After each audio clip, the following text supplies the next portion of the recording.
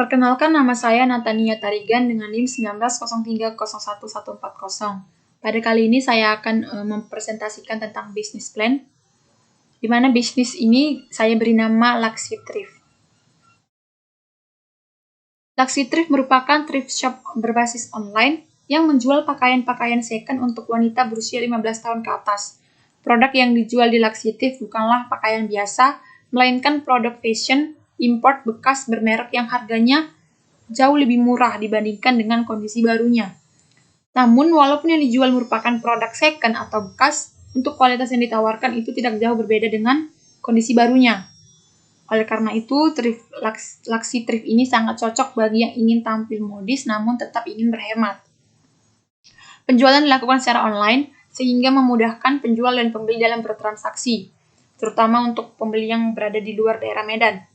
Ditambah lagi dengan kondisi seperti saat ini, pandemi, maka berbelanja online merupakan salah satu pilihan terbaik yang untuk dilakukan. Dan untuk produk Laxi Thrift sendiri itu sudah di-laundry sebelum dijual, sehingga kebersihannya dan keamanannya itu sangat terjamin. Berikut merupakan penjelasan usaha dari Laxi Thrift ini. Nama usaha yaitu Laxi Thrift, produknya pakaian wanita. Latar belakang usaha ini, kita ketahui bersama bahwa pakaian merupakan kebutuhan primer, dan kebanyakan para wanita cenderung ingin tampil lebih modis dengan memakai pakaian branded yang memang kualitasnya tidak perlu diragukan lagi dalam menunjang penampilan. Namun di sisi lain masih banyak keperluan lain yang dipenuhi, sehingga keinginan untuk memakai pakaian yang branded dan bagus sering tidak terwujud. Karena diketahui bersama ya bahwa pakaian branded itu merupakan pakaian yang mahal. Oleh karena itu, Laxi Thrift hadir memberikan solusi bagi yang ingin memakai pakaian branded namun dengan harga yang bersahabat. Adapun visi dan misi dari Laxi Thrift yaitu visinya yang pertama itu menjadi online thrift shop yang mampu memberikan manfaat melalui pakaian yang bermutu dan berkualitas di industri fashion tahun 2021. Misinya yaitu memberikan kualitas produk pakaian bekas yang terbaik, menjaga kepercayaan pelanggan, ini sangat penting. Yang ketiga itu memberikan pelayanan yang memuaskan. Kemudian ada SWOT analisis. Yang pertama strength. Pasar yang tidak terbatas, bisa dijangkau siapa saja. Yang kedua buka 24 jam. Konsumen dapat melihat produk kapanpun dan dimanapun dengan gadget dan smartphone. Yang ketiga potensi penghasilan sangat besar atau tidak membutuhkan sewa toko karena dilakukan secara online. Yang keempat ada time saving. Kemudian untuk weakness-nya, yang pertama penipuan mudah sekali terjadi dalam online shop. Yang kedua, banyak masyarakat yang belum sepenuhnya percaya dengan online shop. Yang ketiga, masih banyak masyarakat yang memiliki rasa gengsi untuk memakai pakaian second. Kemudian ada opportunities. Yang pertama, barang yang bagus dan murah membuat online shop semakin ramai. Yang kedua, promosi yang bisa dilakukan kapan saja membuat online shop ini akan terus dapat dilihat oleh pelanggan. Kemudian ada threats. Yang pertama, pesaing sangat banyak.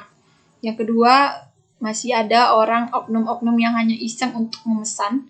Yang ketiga, perubahan lingkungan pasar.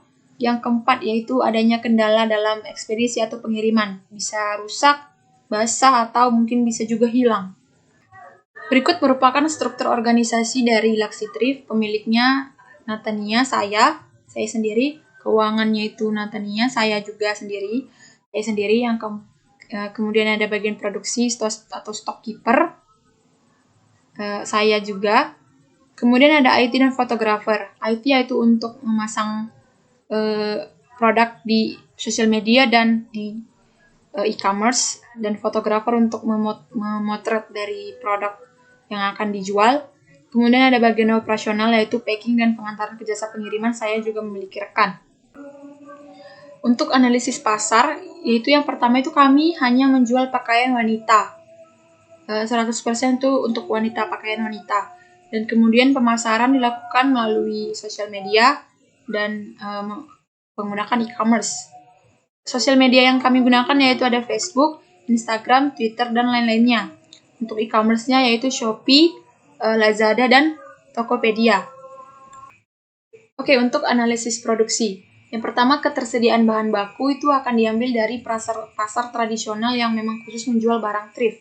Yang kemudian ada target penjualan. Untuk awal, maka target yang diharapkan itu dapat terjual sebanyak 25 pakaian dalam satu hari. Modal awal 1 bulan, Yang pertama itu ini hanya perkiraan. Beli produk di pasar itu 13 juta rupiah. Yang kedua biaya laundry Rp550.000. Biaya packing Rp1.500.000. Biaya pemasaran Rp300.000. Upah 3 pekerja yaitu Rp6 juta. Sehingga totalnya menjadi Rp21.350.000. Estimasi pendapatan per bulannya yaitu 25 dikali 45.000. Sebenarnya harga yang ditetapkan itu bervariasi, namun dirata-ratakan Rp45.000 dikali 30 hari sehingga menjadi Rp33.750.000. Sehingga estimasi keuntungan per bulan yaitu Rp12.400.000. Nah, berikut merupakan contoh-contoh dari produknya Luxy Thrift. Ada kemeja, ada kaos, hoodie, ada kardigan, dan ini untuk contoh produk celana yang dijual.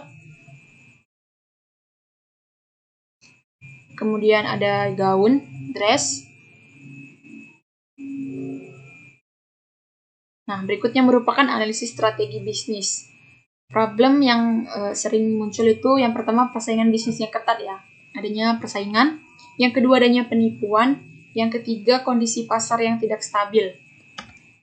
Nah, untuk solusinya yaitu kami menawarkan produk yang unik dengan memahami benar bagaimana selera masyarakat.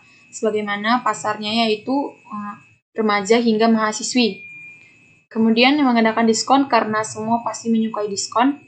Kemudian itu tidak mengaktifkan sistem COD untuk meminimalisir risiko adanya orang yang iseng memesan. Kemudian ada studi kelayakan usaha. Dari aspek ekonomi, bisnis ini dapat meningkatkan ekonomi sekitar, terbukanya lapangan pekerjaan bagi masyarakat dan mengurangi tingkat pengangguran, kemudian tersalurnya tenaga kerja dengan baik. Aspek keuangan yaitu sumber dana atau modal usaha awalnya itu berasal dari individual deposit dan saving. Kemudian ada aspek lingkungan. Usaha ini tidak memiliki dampak negatif secara fisik terhadap lingkungan sekitar. Kemudian ada aspek pasar dan pemasaran. Pemasaran yang dilakukan dalam mendirikan online shop ini lewat sosial media yang pasti mudah diakses dan aman. Kemudian ada aspek teknis dan teknologi. Bisnis didirikan online. Pemilihan dan perencanaan produk yang akan diproduksi. Produk yang dijual itu selalu mengikuti tren dan mengikuti perkembangan zaman sehingga memang sesuai untuk pasar anak muda yang memang tidak mau ketinggalan dalam hal berpakaian. Kemudian untuk harga yang kami tawarkan itu disesuaikan ya dengan kantong pelajar, yaitu berkisar antara 35.000 hingga 150.000 tergantung dari jenis pakaian yang dibeli. Rencana aktivitas dan jadwal kegiatan. Dalam penyediaan stok barang, kami akan mengambil di pasar tradisional yang memang khusus menjual barang-barang thrift atau baju thrift dari dalam maupun luar negeri. Nah, untuk waktu operasionalnya yaitu pengiriman akan dilakukan pada pukul 17 WIB. Pesanan yang masuk sebelum pukul 15 atau 3 sore itu akan diusahakan dikirim pada hari yang sama. Namun apabila lewat jam tersebut, maka akan dikirim pada hari kerja berikutnya. Pengiriman dilakukan dari hari Senin sampai Jumat. Sabtu dan Minggu tidak ada pengiriman dikarenakan bukan merupakan hari kerja. Adapun ekspedisi atau jasa pengiriman yang kami pakai yaitu ada JNT Express, JNE, ada Ninja Express, dan Si Cepat.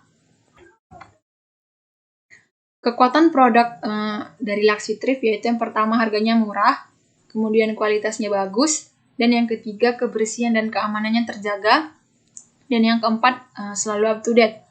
Kemudian ada kesempatan yang ada untuk Luxy Thrift ini, yang pertama pasarnya sangat luas, kemudian kebutuhan akan produknya sangat besar. Seperti kita ketahui, pakaian merupakan sesuatu yang harus dipenuhi karena merupakan kebutuhan primer. Kemudian ada usaha yang kami lakukan yaitu penyediaan stok yang banyak dengan berbagai mode yang kekinian karena memang target pasarnya merupakan anak muda yang pasti tidak mau ketinggalan zaman atau dalam hal berfashion. Baiklah, sekian dulu dari yang bisa saya jelaskan. Kurang lebihnya saya mohon maaf. Terima kasih.